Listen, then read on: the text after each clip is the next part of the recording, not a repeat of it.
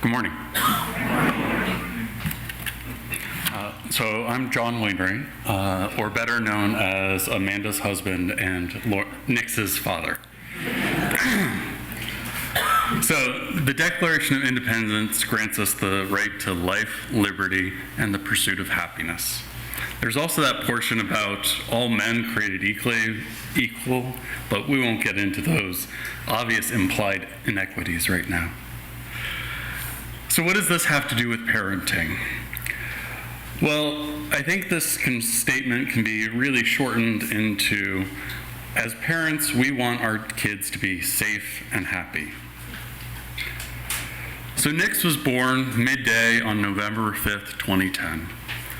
Amanda woke me up at 2 in the morning, but thankfully let me sleep in a couple hours after the contractions had already started.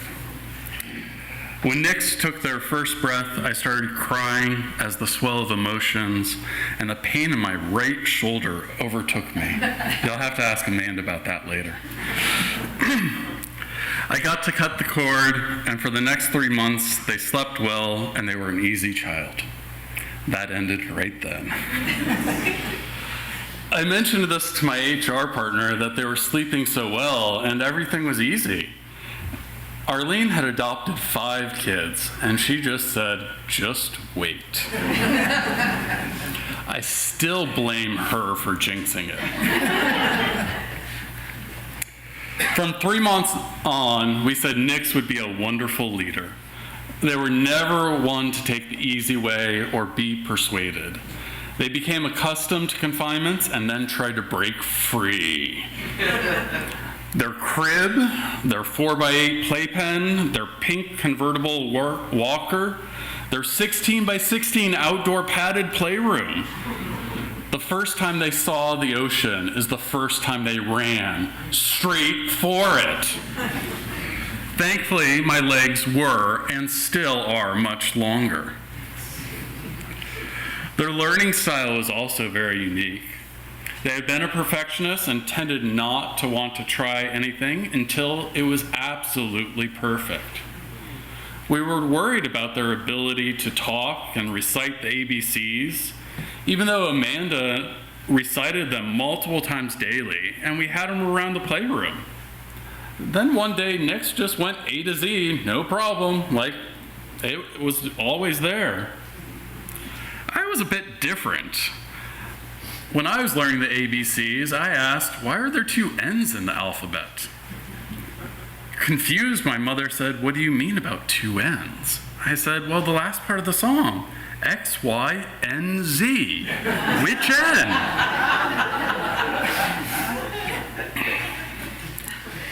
Can you imagine wanting to perfect things and not trying them until they're perfected? How were your teenage years? Mine were full of angst already. I can't even imagine wanting to be perfect, although maybe I was to some degree. Wanting that, not being that. I'm sure most of us have heard about imposter syndrome. We all question our position in life and our abilities. I think as we get older, we question our abilities less. Maybe that's why, in general, people are happy as they grow older and into their 50s and beyond.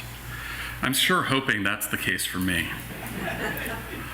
I decided to go back and get a PhD, and I didn't finish until I was 32. And then still question, and still do question, my abilities to perform my job, let alone parenting. Fortunately, it is less as time goes on. I've also worked to develop less fear of the unknown. I am a natural introvert. Growing up, I was so very quiet, except around my close friends. My current and favorite activity, that I'll talk about in public, is mountain biking, which I refer to as functional risk management. I have many, many scars on my knees and elbows, but I haven't broken bones. I think this is what we are all trying to figure out. Where are the boundaries, where we feel most free, and where the world, and in my case, the ground, pushes back, sometimes very harshly. Obviously, I'm a white male and I used to be 6'1". As an aside, I said I wanted to be taller than my father, who was 6'2". However, I am now taller than my father. This leads to another point. Be very specific in goal setting. So that brings me back to wanting our children to be safe and happy. Thankfully, we live in California, which is far safer for a transgender kid than Florida, where I grew up, and much, much safer than some parts in the world. This still doesn't allow for full safety, physically, psychologically, and room to grow. Nix goes to a Waldorf school 30 minutes from her house. Amanda chose the school because it's much more liberal education. But because it's a charter school, they were and did not require COVID vaccines. So the majority of kids believe in the inherent worth and dignity of all people, but I doubt the kids of the car that says lions not sheep do. So as parents, we can try to create the safest environment, but unfortunately things are outside of our control. So then we hope we give our children the tools to deal with the shit. Which leads us to happiness. When you go against the masses, then life is going to be more difficult. Even more so if you're a perfectionist. Even if inherently we understand the masses are asses, we are a communal species. Wanting to belong is part of our genetic code. So I'm not sure how to break free. So then how do we help those that don't feel like they fit in traditional roles? How do we help them? Nix told me about this time last year that they're a demigirl. My response was, okay, what does that mean? Someone that's either a girl or non-binary. Later, I related the story to some of my colleagues over dinner, and they asked me how I felt about it. I said, I don't care about their gender as long as they're happy. And them being happy is still my biggest concern. Nix is a stronger person than I have ever been and more empathetic. They still want to be a perfectionist in most things, but hopefully that will be less of a barrier as time goes on. In a far younger age than I, they have realized their strength and ability to overcome the stream. Obviously, there are hard days, and probably more than most, but again, they are swimming upstream. So then what do we help them on their journey? I was fine with new pronouns, but it took me a little bit more to transition, and sometimes I still get them wrong. The change of the name took me a bit longer, but back to safe and happy, the name really doesn't matter. So then how can we help this transition of acceptance and helping others to understand that the journey through life is not chosen by you? If so, we would all choose the easiest path, but maybe we can help make that path easier for those around us. Whatever we can do, not only benefit the one being helped, but the larger world around. Hopefully, we all find peace as we go round and round and round in the circle game.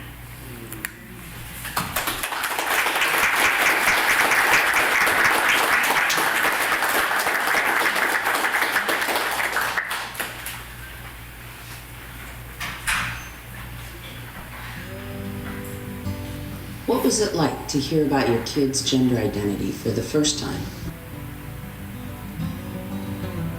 My reaction to finding out about the Abigail that I knew and loved wanting to become the Archer that I know and love now was complex, and it took me some time to process.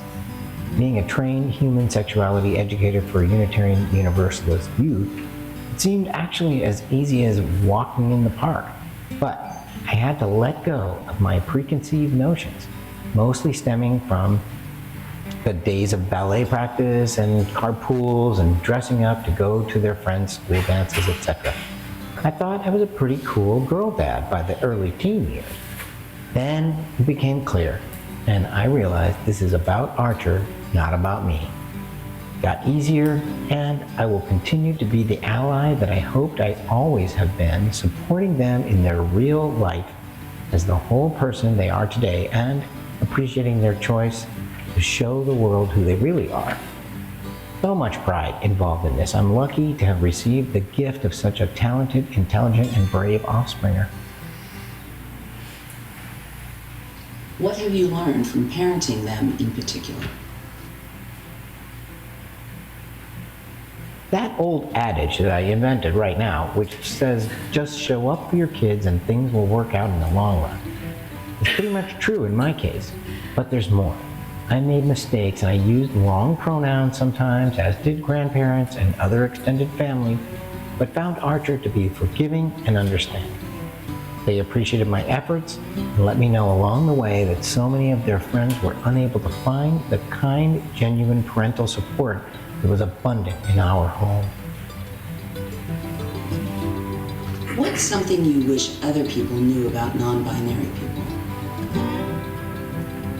The trans and non-binary folks in our world are not just craving attention by doing something unpredictable or just trying to rebel and get parents to be more involved in their lives. One doesn't choose these kinds of things or read a purple book with an LGBTQIA character in it and suddenly decide that they are trans, non-binary, lesbian, or gay. Choosing the option to come out and live authentically is a decision that's definitely not made lightly. We went through some dark, terrifying moments, but love pulled us through, and all of us came into the light. Being involved with the Kaiser Gender Affirming Care Treatment Program here in Orange County has been so valuable to us as a family. No judging or keeping Archer from getting the accurate information and care that they needed all along the way. What has been helpful or not for you here at Tapestry as a family? Having a place like Tapestry, guided by our own Reverend Dr. Kent, has been an amazing blessing to our family. Throughout the multi-stranded threads of our lives, before and after having our child self-identify and receive their diagnosis as a non-binary person, a large community of supportive adults and other youth can make all the difference in a situation like this one. There are more resources available and a generally more open-minded commitment to be proactive about preserving civil rights for all people in our world. Has the sense of your role as a dad evolved with their gender identity? As a result of my experiences with the non-binary and transgender communities so far, I've been able to attend local trans non-binary pride events, groups with other parents, and have had opportunities to advocate for LGBTQIA people everywhere. Sometimes it may be showing up at a school board meeting to help keep them from passing strange resolutions that are decidedly anti-LGBTQIA, and may even lead to physical harm being brought upon these particularly sweet, vulnerable young people. Aside from asking teachers and administrators in schools to be the gender police, which most have no interest in becoming. Not all parents are as happy about their kids wanting to change their pronouns as we are. Many of these individuals are ostracized from their home families and end up on the streets, unhoused or worse. My role as a dad is more important than ever, not always to protect and shelter our kiddo, who is a grown adult now and fully capable of taking care of themselves. I've taken more of a supporter from the sidelines position and let Archer just shine on their own 2 feet. I just have to say thank you to my youngest offspringer for opening up my eyes. And happy Father's Day to all. I'm Scott Ellsworth. My pronouns are he, him. I'd like to thank you for inviting me to talk today. So, I'd like to talk a little bit about the lessons I learned from Cole, my agender offspring, and offer a few thoughts for other parents. I'd start with simply not letting the gender binary drive how you think of your own kid. The gender binary is woven into our society, and it's tempting to go along with it without question. It's always the easy thing to do what everyone tells you the default is. The problem is, The binary defines everything in terms of those two poles. Where are you relative to those places? I was brought up in a congregation that insisted on the 1918 hymnal that only called God Him, and it had fewer women in it than The Hobbit. Long before Kiddo came along, though, I moved out here. I'd met a more diverse group of people. I was comfortable with a diversity of preferences. And I prepared myself for whatever terminology I was going to need, or so I thought. Kiddo identified as a girl for most of their elementary and high school years. They went by Kathy, and their pronouns then were she, her. Cole tells me that when they think of that time, they use her as well. Now, Jenny and I never tried to give Cole gendered toys. We didn't avoid them either. Legos are for everyone. Construction toys are cool because you can make things with them.